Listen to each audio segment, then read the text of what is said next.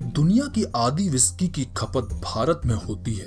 1978 में पी.के. महानंदिया नामक भारतीय ने अपनी पत्नी से मिलने के लिए एक साधारण साइकिल पर भारत से स्वीडन तक की यात्रा की। 8 देशों से गुजरते हुए उन्हें इस यात्रा को पूरा करने में 4 महीनों का समय लगा। English actor sir Ben Kingsley असल में गुजराती हैं और उनका जन्म का नाम कृष्णा भांजी है। प्राचीन भारतीय राजा विष कन्याओं को हथियारों की तरह इस्तेमाल करते थे। विष कन्याएं संभोग से प्रतिद्वंदी राजाओं को मारा करती थीं। भारत ऐतिहासिक दृष्टि से एक देश हुआ करता था जिसमें आज के 8 देश, जिसमें अफगानिस्तान, पाकिस्तान, नेपाल, श्रीलंका, भूटान, बांग्लादेश, बर्मा और खुद भारत शामिल हुआ करते थे। जब फोर्ड ने 1999 में टाटा की पैसेंजर कार डिवीजन को खरीदने की पेशकश की तो टाटा मोटर्स के रतन टाटा ने अपमानित महसूस किया। 8 साल बाद टाटा मोटर्स ने जैगुआर और रेंज रोवर को फोर्ड से खरीद लिया।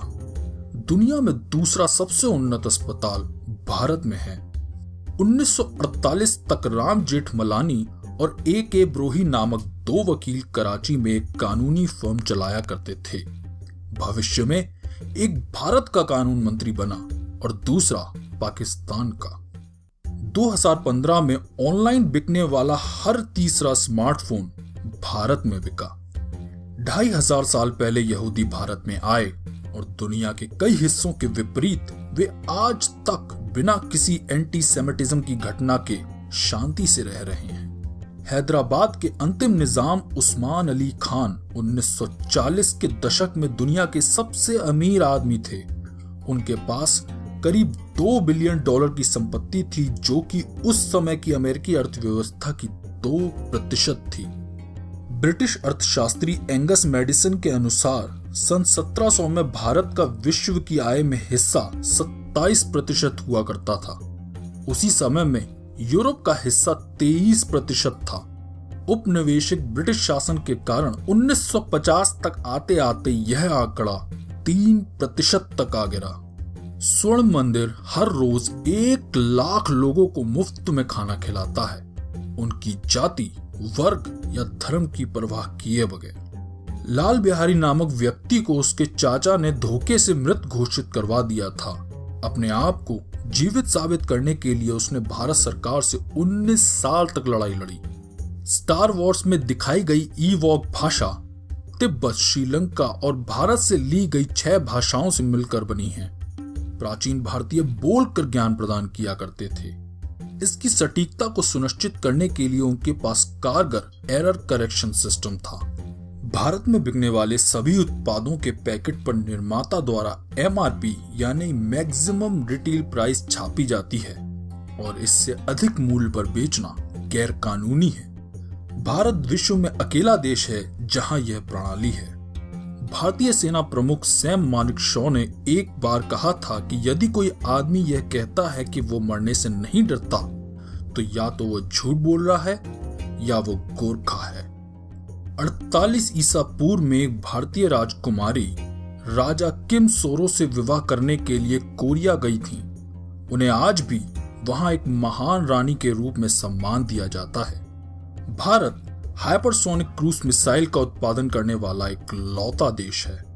जय सिंह नामक भारत की एक रियासत के महाराजा लंदन स्थित रोल्स रॉयस के शोरूम में गए। सेल्समैन ने महाराजा को यह कहकर नाराज कर दिया कि हो सकता है महंगी होने के कारण वह यह गाड़ी ना खरीद सकें। महाराजा ने 10 गाड़ियों को खरीदा, उन्हें भारत भेजा और उनसे कूड़ा कचरा इकट्ठा करने का आदेश दिया।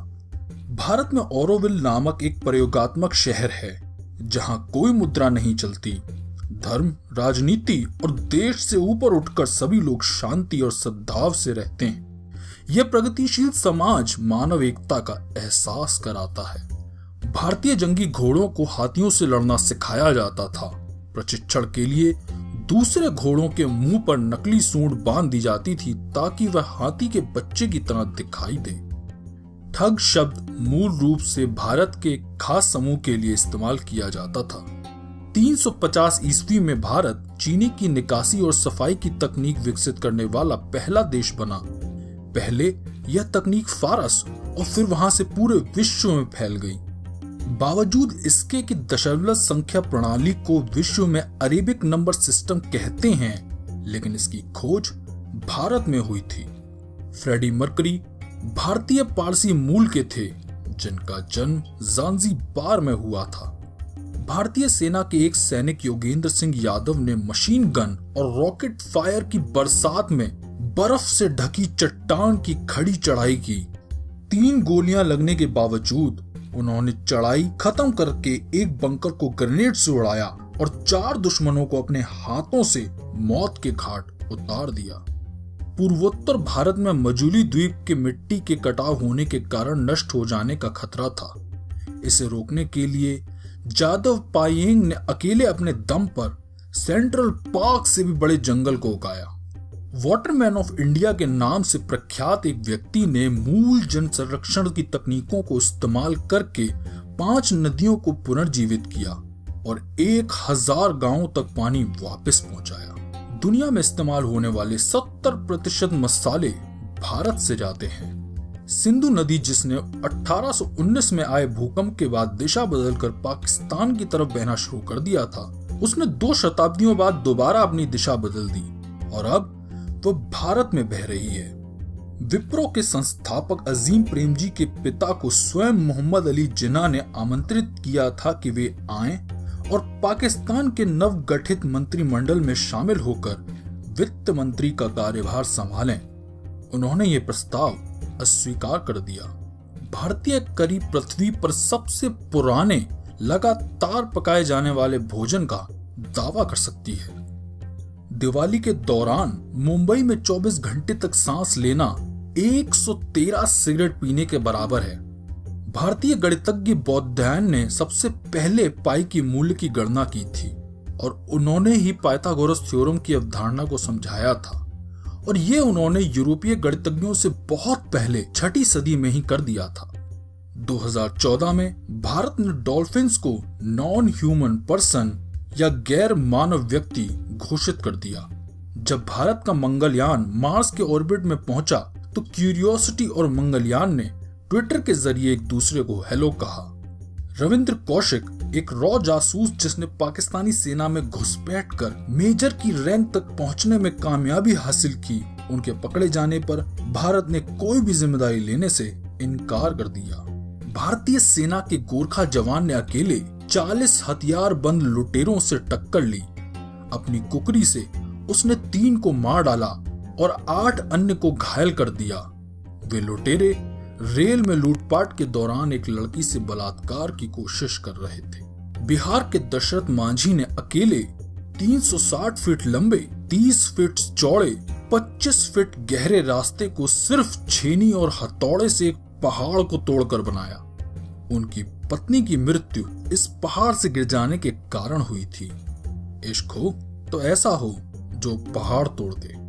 प्लास्टिक सर्जरी की खोज भारत में हुई थी। सुश्रुत, जिन्हें प्लास्टिक सर्जरी का पिता कहा जाता है, ने अपनी पहली सर्जरी 600 ईसा पूर्व में की थी।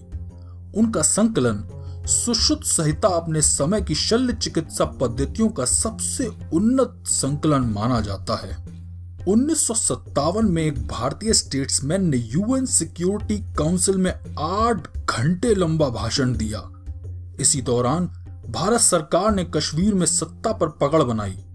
वह भाषण उनके बेहोश होने के साथ खत्म हुआ और आज भी वह यूएन के इतिहास का सबसे लंबे समय तक दिया जाने वाला भाषण है।